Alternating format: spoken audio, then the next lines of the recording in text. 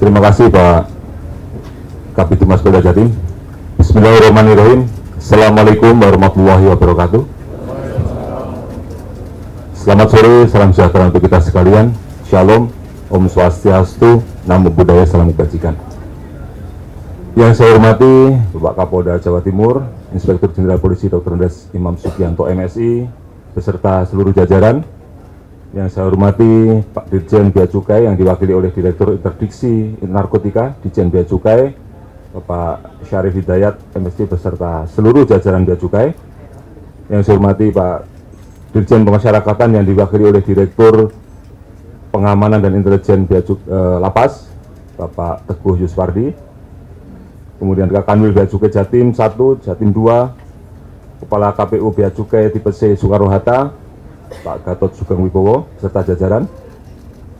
Yang saya hormati Pak Dirtipit Narkoba Bareskrim Polri, Brigjen Pol Mukti Juarsa serta seluruh teman-teman Bareskrim yang telah bekerja keras bersama-sama dengan seluruh jajaran di Polda Jatim dan juga di BNNP.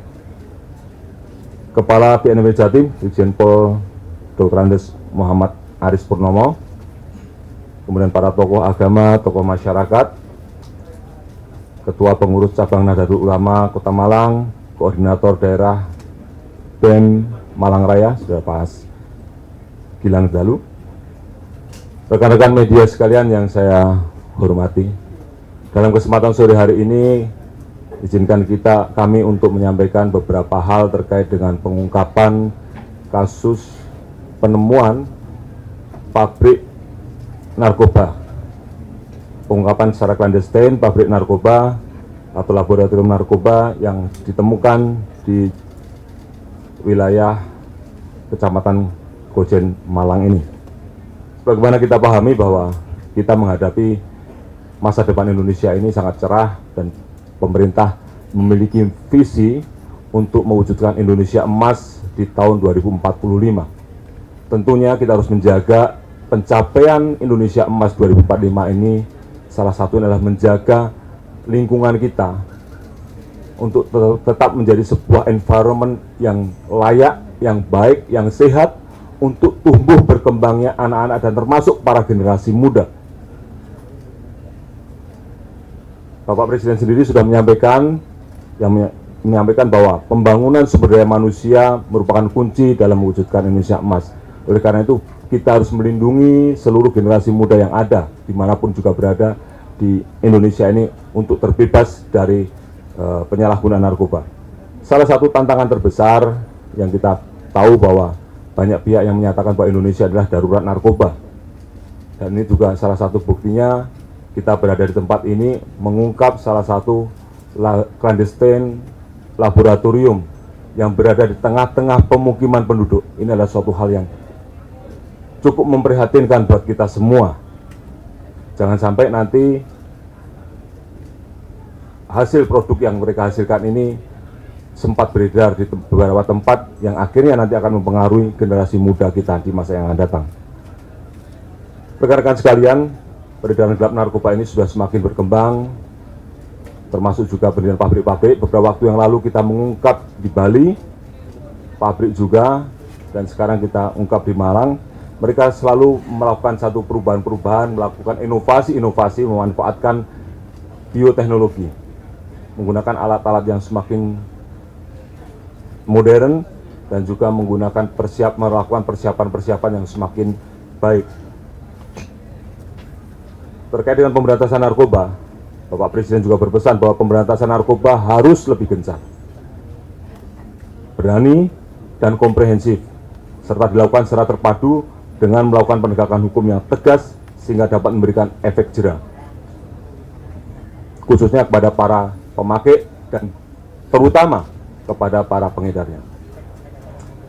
Oleh karena itu Bapak Kapolri juga menindaklanjuti apa yang menjadi arahan Bapak Presiden, menegaskan kepada seluruh anggota Polri untuk terus berperang dan tuntaskan penanganan masalah narkoba mulai dari hulu sampai dengan hilir.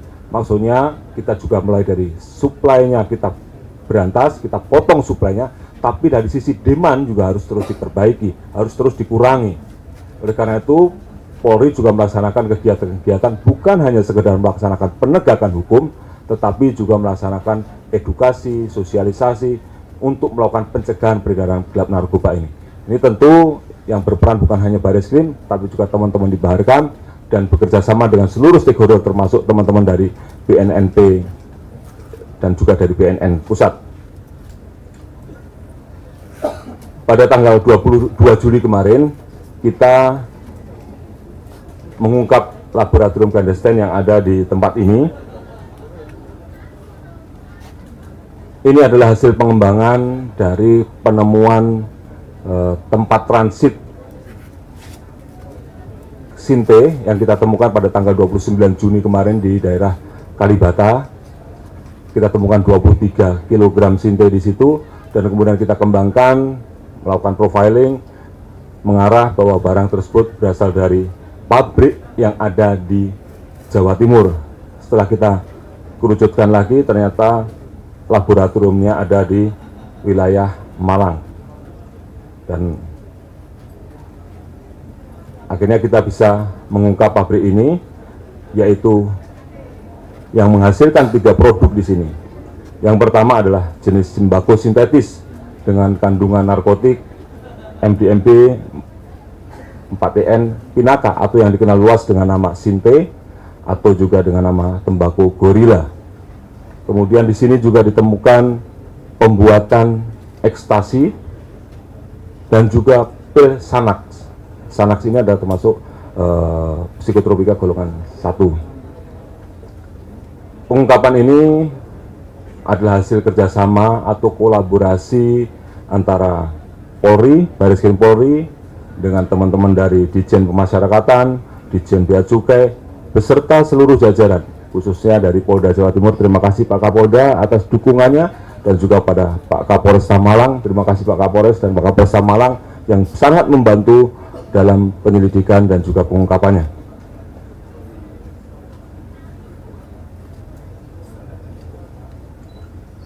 Dari hasil joint operation ini, kita berhasil mengamankan 8 orang tersangka dengan peran masing-masing sebagai berikut. Yang satu sebagai peracik, yang meracik menjadi produk jadi dengan inisial YC, umur 23 tahun.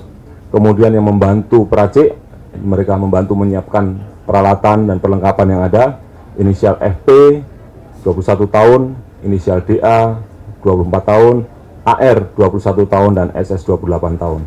Kemudian ada yang bertugas menjadi pengedar atau kurir, yaitu RR 23 tahun, IR 25 tahun, dan HA 21 tahun. Dari hasil pengungkapan ini, barang bukti yang berhasil diamankan adalah sebagai berikut. Yang sudah dalam bentuk barang jadi narkotika adalah 1,2 ton tembakau sintetis, 25.000 butir pil ekstasi, 25.000 butir pil Xanax, dan juga masih ada 40 kg bahan baku MDMB Pinaka yang setara dengan 2 ton untuk produk jadi. Kemudian barang bukti non narkotika lainnya yang kita temukan, masih kita temukan juga beberapa zat kimia yang ada, yaitu 21 kg bensil metil keton, 87 kg pipinol metil keton, 6,7 kg natrium borohidrit, 17 liter aseton, 200 liter prekursor yang dapat diproduksi menjadi 2,1 juta ekstasi. Jadi prekursornya itu kalau diproduksi menjadi 2,1 juta ekstasi. Kemudian 80 liter asam klorida, tepung terkat, yang tentunya di dalam tadi kita juga melihat adanya mesin pencampur, mesin pencacah, kemudian juga mesin pencetaknya, termasuk di dalamnya adalah mesin pemanas dan juga coolernya. Di dalam juga kita sita ada satu TV yang digunakan mereka untuk menjadi pemandu. Jadi mereka melaksanakan produksi ini dipandu menggunakan dari jauh, dipandu dari jauh dengan menggunakan Zoom meeting, menggunakan TV. Tempat ini sudah beroperasi sekitar 2 bulan, dan nilai estimasi dari keseluruhan barang bukti yang kita berhasil amankan itu kalau kita rupiahkan sekitar 143 miliar 500 juta rupiah. Nah, rekan-rekan sekalian, modus operandi kejahatan narkoba ini selalu berkembang, selalu melakukan transformasi dan melakukan inovasi-inovasi mengikuti perkembangan zaman, dan juga bagaimana mereka berusaha untuk menghindari sedapat mungkin menghindari pantauan dari para petugas. Nah, terkait dengan pengungkapan kita ini, mereka melakukan menyewa rumah ini kontrakan dengan alibi akan digunakan sebagai kantor event organizer. Namun faktanya digunakan untuk membuat clandestine laboratorium. Tim kami sendiri ketika mau masuk ke sini sempat agak ragu juga, karena ini jangan-jangan salah, ini kan kantor event organizer. Nah, tapi ternyata setelah didalami lebih jauh lagi, ternyata memang benar tempatnya ada di sini. Kemudian yang kedua, dalam proses pembuatannya tidak dikendalikan secara langsung, tapi dikendalikan dari jarak jauh melalui fasilitas daring aplikasi video conference dengan pengendali adalah seorang warga negara asing yang sekarang masih dalam proses pencarian oleh teman-teman dari Bareskrim. Antara pelaku ini dengan pengendalian tidak kenal, karena mereka dikendalikan melalui TV tadi, tidak menggunakan muka atau wajah, tapi hanya menggunakan suara saja. Kemudian pola pemasarannya dilakukan menggunakan secara daring atau online, menggunakan e-commerce, dan pola distribusi memanfaatkan jasa ekspedisi yang bertujuan untuk mempermudah dan menyamarkan proses transaksi peredaran produk dan narkoba ini.